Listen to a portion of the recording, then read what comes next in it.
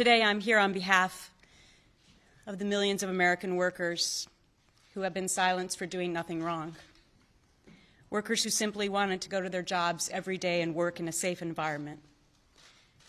Workers who had the courage to come forward to say something was wrong and in return got shunted into a secret chamber most of them never heard from ever again. This is a historic day, not only for workers, but for our country.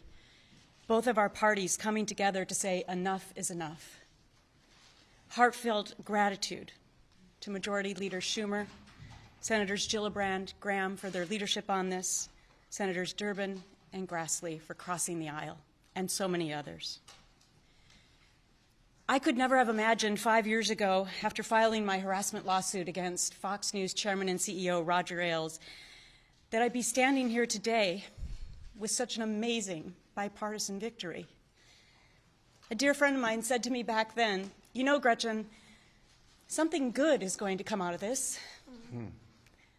I didn't really see it that way at the time, but it turns out she was right. A lot of good has come from my decision to come forward and speak for the millions of others who couldn't. A lot of good has come forward from walking the halls of Congress for the last 5 years, working with both parties. A lot of good will come from this bill, which is change. The bill will allow survivors a choice: secret arbitration or the public courts. And I believe this bill will also have a dual effect. It's going to help companies get on the right side of history, that's for sure. But it will also stop the bad behavior, because now the bad actors will know that women's voices will be heard when they speak up about what's really happening at work. So today, 5 years in the rearview mirror, I'm incredibly bullish on the road ahead for a movement that I inadvertently helped to create. Because the stakes couldn't be higher. Marching in the streets can inspire us.